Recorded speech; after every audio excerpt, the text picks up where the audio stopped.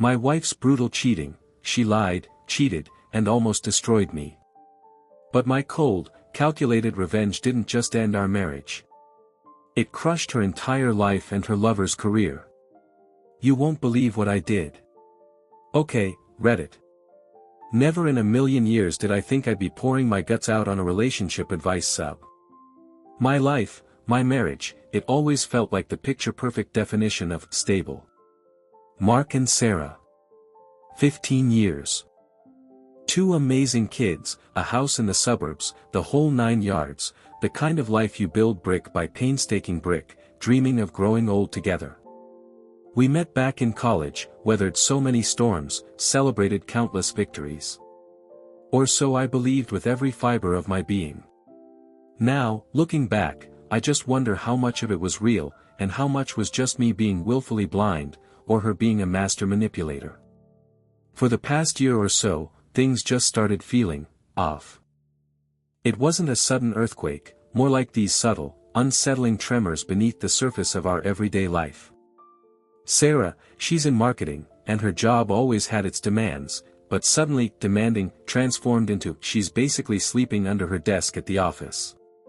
Home became a pit stop between long workdays and even longer nights. When she was home, her phone was practically surgically attached to her hand, face down on the table if I was around, or quickly minimized if I walked into the room. It felt like I was living with a stranger guarding top-secret government intel. And her temper. My God. It became a live wire. Any innocent question about her day, any suggestion about splitting the household chores a bit more evenly, would unleash a torrent of, "I'm exhausted, Mark, just leave it." Or the ever-popular, "Do you ever stop nagging?" Said with a look that could curdle milk. Me, nagging?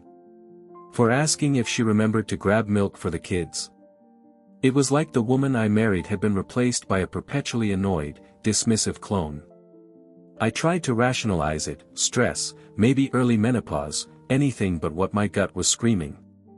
But that gut feeling, man, it's a brutal prophet. It whispers things you don't want to hear, but it's rarely wrong.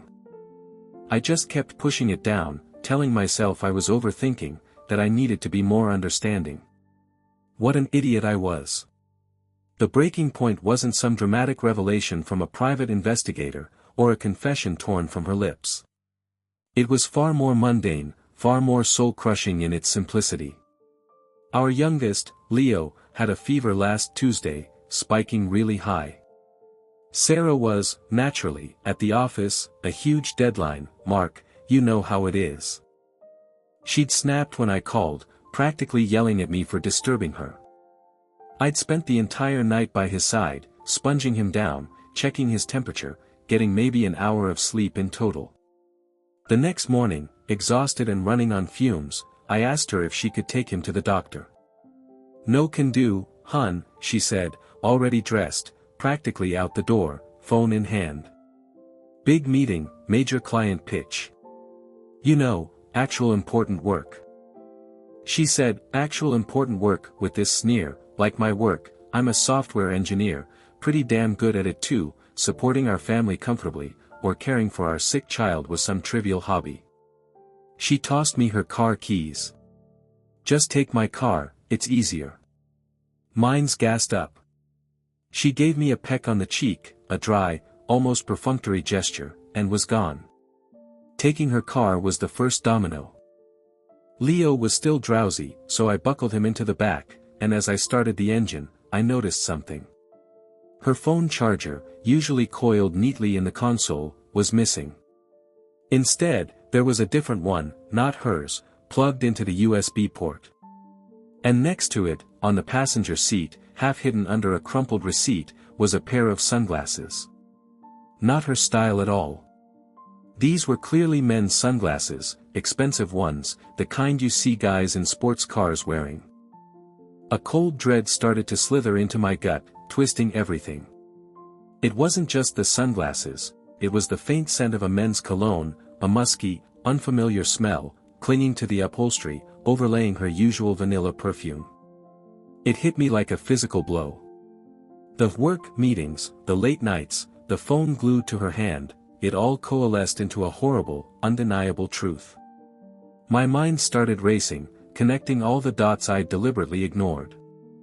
The sudden trips, the new, expensive lingerie I'd seen but never on her for me. It was all there, staring me in the face, mocking me. My hands were shaking so bad I almost clipped a mailbox backing out of the driveway. Leo, bless his heart, was oblivious in the back, humming a tuneless little song. I drove to the doctor's office on autopilot, but my brain was a whirlwind of suspicion and sickening certainty. After getting Leo checked out, just a nasty virus, thankfully, I made a detour. I knew Sarah had a second phone, a work phone that she rarely used, or so she said. She kept it in her office, usually dead, claiming she only charged it for out-of-town trips. I remembered seeing it on her desk, plugged in, just the other day. When I got home, Leo was asleep on the couch. I tiptoed into her office, a place I rarely entered unless asked. Sure enough, there it was, sitting on her desk, plugged into its charger. I picked it up. It was unlocked. My heart hammered against my ribs like a trapped bird. I scrolled through, trying to find anything, praying for nothing. The usual work apps were there, some stale emails. Then I saw it, an instant messaging app one didn't recognize, buried among the icons. It wasn't one she used for her regular work. My finger trembled as I tapped it open.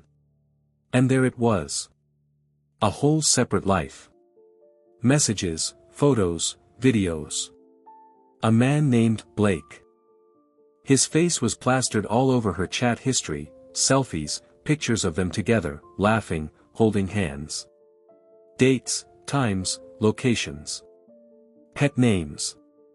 My beautiful Sarah, can't wait to see you again, thinking of you constantly. And her replies, equally sickeningly sweet, affectionate. Missing you, my love, counting the minutes till I'm in your arms. Then I saw a video. A short, grainy clip of them, in a hotel room, laughing, then kissing, and then more. My vision blurred. It was undeniable. My wife, the woman I loved, the mother of my children, was not just cheating, but doing it with such callous disregard, documenting it on a phone she claimed was for work emergencies only. My world didn't just crash, it evaporated. It was like everything I thought was solid ground beneath me just turned to quicksand, swallowing me whole. And the worst part? The utter betrayal wasn't just in the act, but in the blatant lies, the secret life she'd built right under my nose. It was like she enjoyed the deception, the thrill of getting away with it. I don't remember much of the next few hours. It was a blur of nausea, cold sweats, and a primal scream that was trapped somewhere deep in my chest. I went from feeling like I'd been punched in the gut to feeling like my entire body was being systematically torn apart. I deleted the app from her work phone, not wanting any trace of my discovery, but not before I took screenshots. So many screenshots. Not because I needed proof, the images were seared into my brain, but because I needed something tangible to hold on to, something to prove to myself that this wasn't some nightmare I'd wake up from.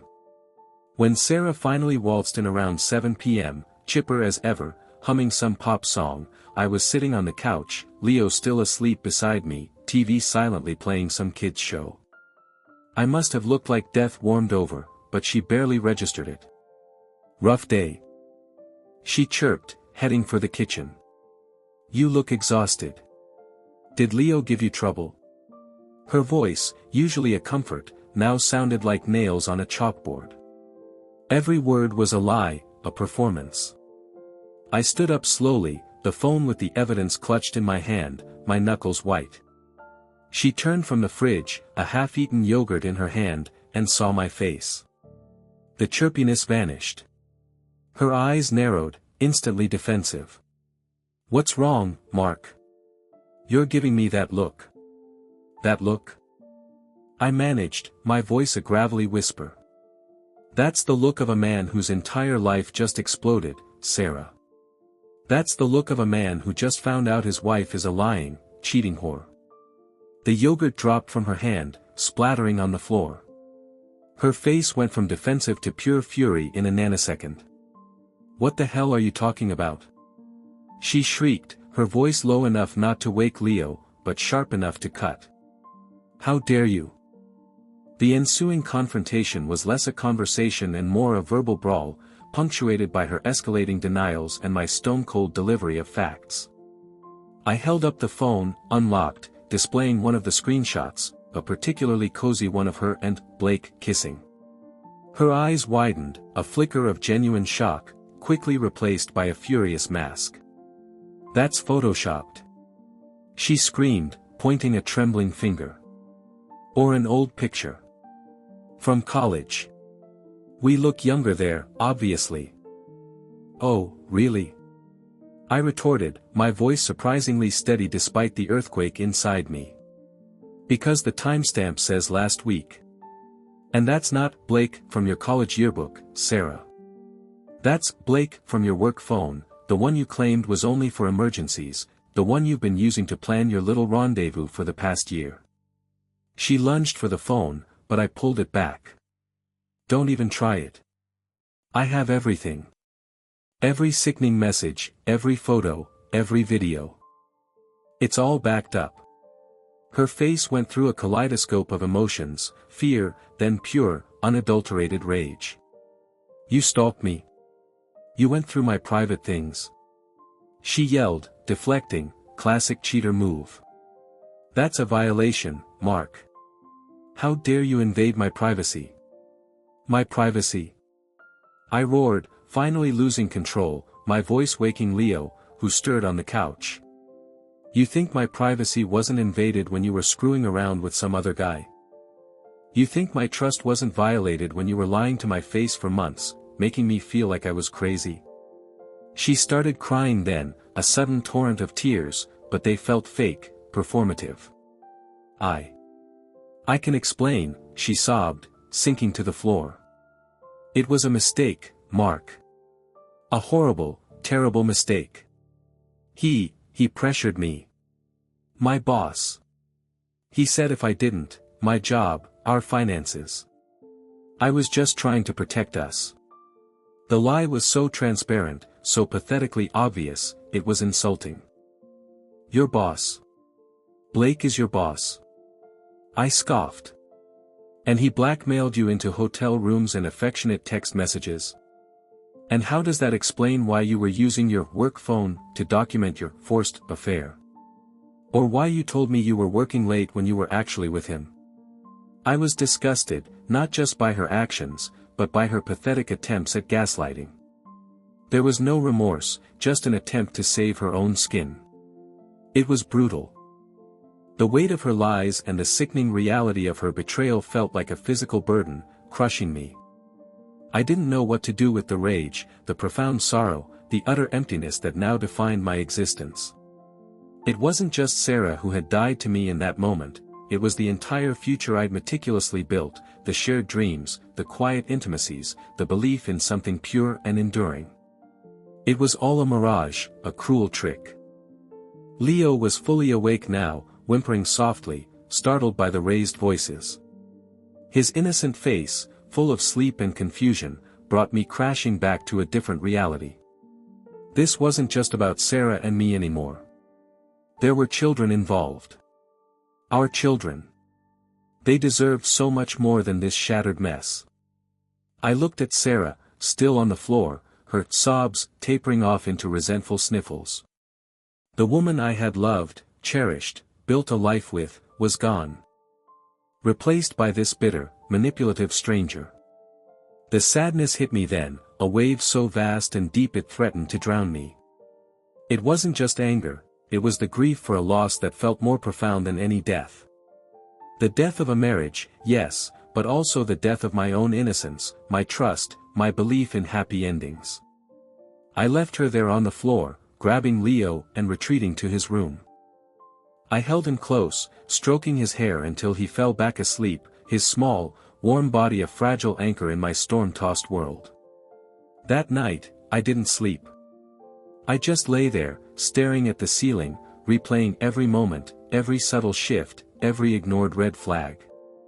The denial, the excuses, the rage, they slowly started to morph into a cold, hard resolve.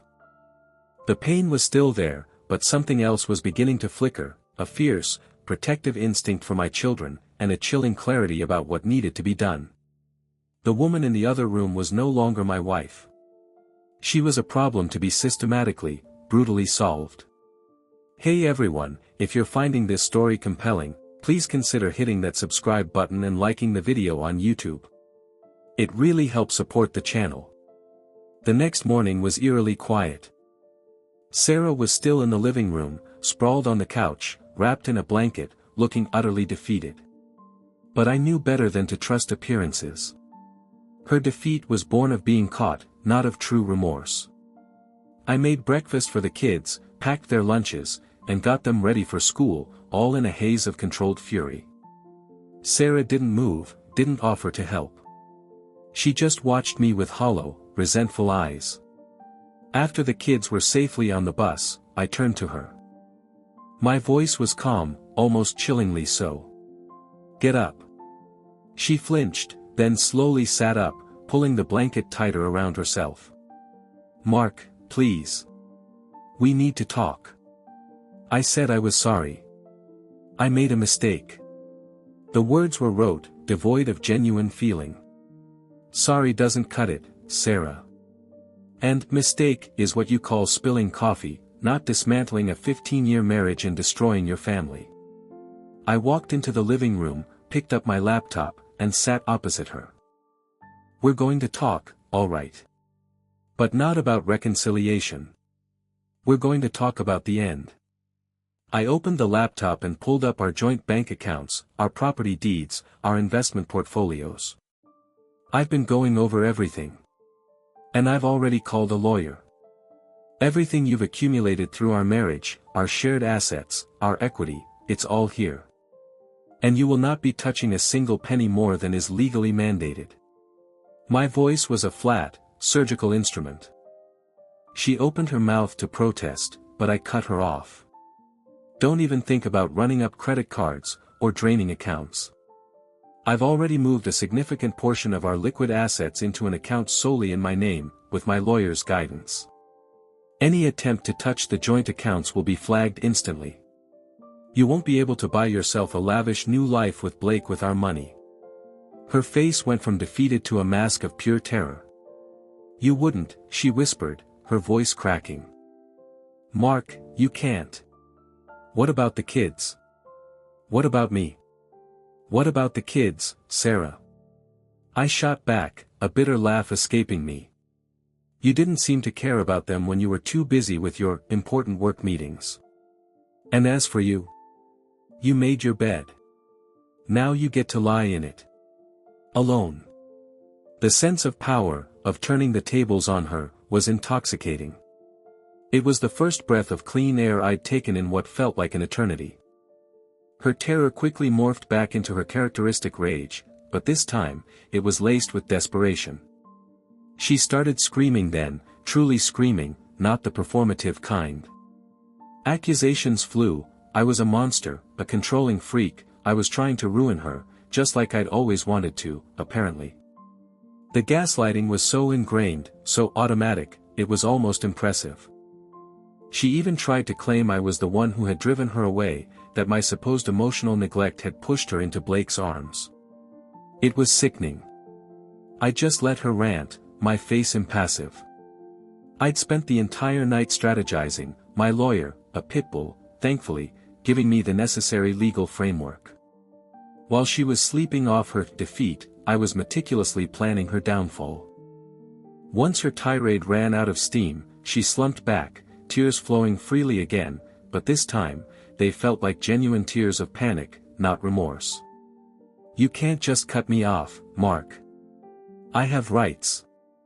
I'm your wife, she wailed, clutching her hair. Soon to be your ex-wife, I corrected calmly. And yes, you have rights. And I have rights too, Sarah. And evidence. Lots and lots of evidence. Including the kind that paints a very clear picture of moral turpitude, which will absolutely be brought up in court for custody considerations. Do you really want our children to know exactly why their mother left? I watched her carefully, letting that sink in. The threat of public exposure, of losing the carefully constructed facade of her perfect life, hit her harder than any financial blow. Then came the next part of my plan. Oh, and by the way, I called your work this morning. I paused for dramatic effect, letting her eyes widen in horror.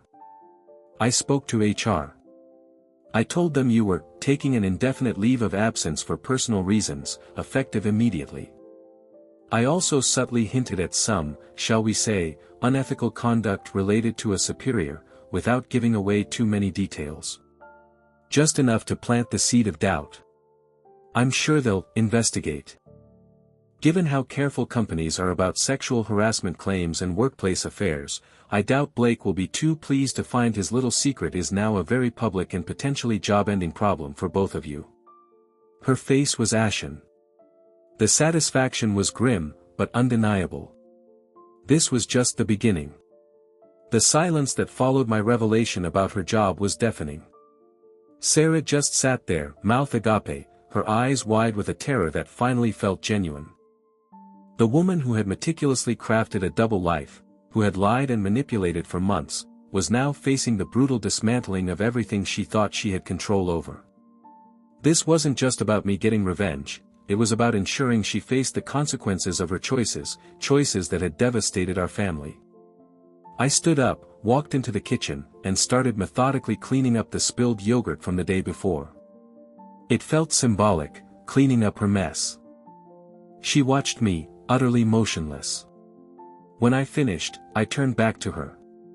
You have exactly 24 hours to pack a bag. Just your essentials. I'll arrange for a moving company to get the rest of your belongings out within the week. You'll be staying somewhere else until this divorce is finalized. I've already spoken to my lawyer, and he agrees it's best for the kids if you're not here during this initial upheaval. Where am I supposed to go? She finally croaked, her voice barely a whisper.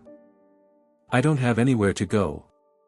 That's your problem, Sarah, I said, my voice devoid of any warmth or sympathy. Perhaps Blake would be willing to put you up.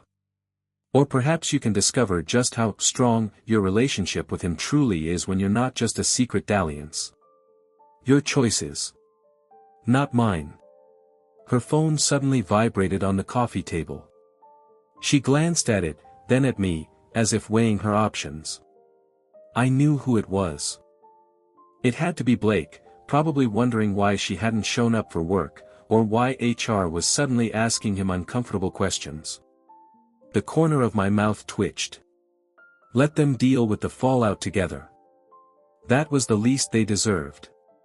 The brutal satisfaction I felt wasn't pure joy, but a cold, hard sense of justice. It was an acknowledgement that I wasn't going to be a victim. I was going to be a survivor, and I was going to ensure that the person who broke our family faced the full, unadulterated force of her consequences. This was no longer just about pain, it was about power, and I was taking it back. She spent the rest of the day in a flurry of furious activity and desperate phone calls, mostly to Blake, judging by her hushed, frantic tones.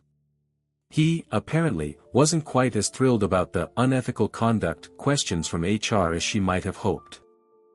I heard snippets. You told them what? Are you serious, Sarah? My job. Which provided a grim satisfaction. His commitment seemed to be wavering the moment it became inconvenient for him. Surprise, surprise. I spent the day making more calls, arranging temporary housing for her, a small, furnished apartment across town. I wasn't heartless enough to throw her onto the street, but I also wasn't going to let her stay here, and further cementing my legal position. I also reached out to my parents and a few close friends, telling them the bare bones of what had happened, needing support, but wanting to keep the sordid details from becoming public gossip, especially for the kids' sake. Their shock and outrage were palpable, their immediate support a balm to my raw nerves. When the kids got home, I tried to act as normal as possible, but the tension in the house was a thick, suffocating blanket. Sarah was still packing, slamming drawers, throwing things into suitcases. The kids kept glancing between us, confused and uneasy. My heart ached for them. This wasn't their fault, and they were caught in the crossfire of her destructive choices. Later that evening, after the kids were asleep, Sarah approached me, her eyes red, her voice subdued. "Mark, please. Don't do this. I'll break it off with him. I swear. Just let me stay. For the kids. Please." It was a plea, but it felt hollow. It wasn't "I regret hurting you," it was "I regret getting caught and losing my comfortable life." "Too late, Sarah," I replied, not even looking up from the book I was pretending to read. "That ship sailed the moment you chose him over us. The moment you chose to lie, day after day, year after year. There's no coming back from this. You destroyed any trust, any respect, any love I had for you. It's gone. Burnt to ashes. Now, if you'll excuse me, I need to get some sleep. You have a busy day tomorrow." My tone was cold, final. There was no room for negotiation, no space for her pleas. I was done. Brutally, irrevocably done. The following morning, Sarah was gone. She'd packed 2 large suitcases, leaving a note on the kitchen counter. It was short, resentful, and utterly devoid of genuine apology. Something about me being unforgiving and ruining her life. Not a single word about the kids, or the pain she caused. Just self-pity and blame. It was exactly what I expected, and it only solidified my resolve. The immediate aftermath was a strange mix of profound grief and a kind of terrible liberation. The house felt both emptier and, paradoxically, lighter. The constant tension, the silent accusations, the performative normalcy, it was all gone. But so was the person I thought I'd share my life with. The emotional impact was a roller coaster. Some days, I felt a bone-deep exhaustion, like I'd run a marathon through quicksand. Other days, a blinding rage would surge, making me want to smash things, to scream at the unfairness of it all. But mostly, there was a gnawing ache of sadness, a profound sense of loss for the family unit that had been shattered. The kids, bless their resilient hearts, were confused but coping. We told them mommy needed some space, that adults sometimes need time apart. It wasn't the full truth, but it was enough to explain her absence without poisoning them with the ugly details of their mother's betrayal. They asked questions, of course, heartbreakingly innocent questions about when she would be back, if she was mad at them. My heart broke anew each time. I held them, reassured them, and promised them that I would always be there, always. My lawyer quickly initiated divorce proceedings, citing irreconcilable differences, but quietly compiling all the evidence of her infidelity. The financial separation was swift, and thanks to my foresight, she found herself with significantly less leverage than she anticipated. Blake, it turned out, was already on thin ice at his company, and the unethical conduct rumor was the final push. He was quietly let go a week later, his reputation in tatters. Sarah's work emergency had become a mutual career-ender for them both. The poetic justice of it all provided a small, cold comfort. And if you're finding value in this raw and honest account, don't forget to hit that like button and subscribe to the channel for more stories and discussions. Your support means the world. The weeks that followed were a blur of therapy sessions, for me, for the kids, and eventually, mediated sessions with Sarah for co-parenting discussions, which were as frosty and unproductive as you'd imagine. She was still bitter, still blaming me for ruining her life, refusing to acknowledge her own role in the devastation. Her life with Blake, from what I heard through the grapevine, and a few strategically placed questions from my lawyer's private investigator, who tracked her initial movements, wasn't the blissful romance she'd likely envisioned. He was jobless, stressed, and apparently, not quite the Prince Charming when he wasn't sneaking around in hotel rooms. The reality of their relationship, stripped of its illicit thrill and financial comfort, was proving to be a harsh awakening for her. My decision to move forward was not about working on the marriage, that bridge was incinerated. It was about severing ties cleanly, protecting my children, and rebuilding my own life from the scorched earth she left behind. It was about choosing myself, and choosing a future free from her toxicity. The sadness remained, a quiet hum beneath the surface, but it was slowly being overshadowed by a growing sense of peace and strength. I leaned heavily on my support system. My parents moved closer to help with the kids. My friends rallied around me, offering everything from a listening ear to helping me fix things around the house. I rediscovered hobbies I'd long neglected, found joy in simple moments with my children, and started working out again, channeling my residual anger into something productive. Slowly, painstakingly, I started to put the pieces of Mark back together, piece by piece. One afternoon, about 2 months after she left, Sarah called. Her voice was strained, almost timid. "Mark, I need to talk to you. I'm having trouble with the apartment, and Blake, he's gone. He just left. I don't know what to do." It wasn't an apology, not really, but it was a raw admission of helplessness. The woman who'd once sneered at my nagging and dismissed my concerns was now calling me, utterly broken. It was a moment of profound, brutal vindication. But it wasn't joy. It was just an empty victory. The damage was done. And there was no going back for her. The phone call from Sarah, with her broken, desperate plea, felt like the final, brutal punctuation mark on this entire agonizing chapter. There was no triumph in her despair for me, just a quiet, hollow acknowledgement that the once vibrant woman I'd married had truly unraveled. I listened to her, devoid of emotion, as she detailed her woes. Blake had indeed vanished, leaving her to deal with the financial mess they'd created, and her career break had spiraled into unemployment.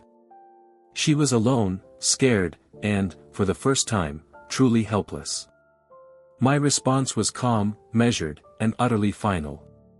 "Sarah," I said, my voice steady, "I'm sorry you're going through a tough time. But you made your choices. You chose to betray our marriage, to build a secret life, and to destroy our family. The consequences you're facing now are a direct result of those choices. I hope you find a way to get back on your feet. But I won't be helping you. My focus is on our children, and on rebuilding a stable, healthy life for us. You need to find your own path now." And then, I hung up. No anger, no lectures, just a firm, unyielding boundary. It felt like closing a book I'd been forced to read for far too long. The divorce was finalized 3 months later. It was contentious, as expected, with Sarah fighting for every penny, still claiming I was unreasonable. But my lawyer had meticulously documented everything, and the evidence of her infidelity, coupled with her financial recklessness, severely hampered her ability to claim a larger share of assets or alimony. The judge was not impressed by her mistake narrative. Custody of the children was awarded to me, with Sarah getting supervised visitation until she could prove a stable environment. It was a harsh outcome, but a necessary one, to protect the kids from her unpredictable and often self-pitying behavior. The road ahead is still long, still winding, but it's my road now, paved with my choices, my values, and my renewed commitment to my children and myself. I've learned that betrayal doesn't just hurt, it changes you, reshapes you, and, if you let it, can make you stronger. It was brutal, but it was also a crucible, forging a new, more resilient me. Looking back now, months removed from the initial raw shock and pain, I can see the contours of the man I was before and the man I'm becoming. The old Mark was perhaps a little too trusting, a little too comfortable, maybe even a little complacent. He believed in the fairy tale, in the unbreakable bond. The new Mark is cautious, yes, but also fiercely protective, more self-aware, and undeniably stronger. The brutal lessons I've learned are etched into my very being. I've discovered an inner resilience I didn't know I possessed. The pain of betrayal was excruciating, a wound that felt like it would never heal. But slowly, with time, with therapy, with the unwavering love of my children and my support system, the wound has started to scab over, to fade into a scar. It's a permanent mark, a reminder of what I endured, but it no longer bleeds. My relationship with my kids is closer than ever. We've created new routines, new traditions, a new sense of normalcy that feels safe and loving. They're still adjusting to their mom's absence, but they see my unwavering presence, my dedication to their well-being, and that stability is everything. I haven't dated, and I don't plan to for a long time. The thought of trusting someone new, of opening myself up to that kind of vulnerability again, is still terrifying. But I'm not ruling it out forever. I just know that when and if I do, it will be with eyes wide open, with a deeper understanding of human nature, and a fierce commitment to protecting my own peace. If I could offer any advice to someone going through this hell, it would be this. 1. Trust your gut. Those off feelings, those subtle shifts, they're usually telling you something important. Don't rationalize them away. 2. Gather evidence, discreetly. It feels dirty, but in a divorce, especially one involving infidelity and potential gaslighting, proof is power. 3. Act swiftly and decisively. Don't let them control the narrative or the resources. Get legal advice immediately. 4. Prioritize your children. They are innocent. Shield them from the ugliness as much as humanly possible, but be honest on an age-appropriate level. 5. Build your support system. You cannot go through this alone. Lean on friends, family, therapists. 6. Allow yourself to feel everything. The anger, the sadness, the grief, even the occasional satisfaction of brutal justice. Process it. Don't suppress it. 7. Choose yourself. You deserve peace, respect, and a future where you are valued. This wasn't the life I planned, but it's the life I'm building, brick by painful brick, stronger and wiser than before. The man who started this journey was naive. The man writing this now is scarred, but whole. The process of healing isn't linear, and there are still days where a stray memory or a particular song will hit me like a physical blow, dragging me back to the raw pain of discovery. But those days are becoming fewer and further between. What has emerged from the wreckage is a profound appreciation for authenticity. I now value honesty above almost everything else, even if that honesty is uncomfortable. The facade of a perfect life, which Sarah was so skilled at maintaining, is something I now actively reject. I'd rather have a messy, real life than a perfectly curated lie. My relationship with Sarah, while necessary for co-parenting, remains strictly transactional. We communicate primarily through an app designed for divorced parents, which timestamps messages and prevents unnecessary emotional exchanges. It's sterile, but effective. She still attempts to push boundaries, to manipulate, to rewrite history, but I've learned to disengage, to refer everything back to our legal agreement, or simply not respond. The power dynamics have shifted entirely. She no longer holds any sway over my emotions or my decisions. That, perhaps, is the truest form of my brutal revenge, her complete and utter loss of control over me. The kids are thriving. Leo recently started asking more direct questions about why mommy lives somewhere else, and I've been honest with him, telling him that sometimes adults make very big mistakes that hurt people, and that those mistakes can't be undone. I emphasize that it was an adult problem, not anything he or his sister did, and that they are loved fiercely by both of us, even if we can't be together. It's a delicate balance, trying to be truthful without making them despise their mother, but I feel I'm managing it with integrity. I've also come to terms with the idea that not all endings are tragic. Some endings are simply necessary.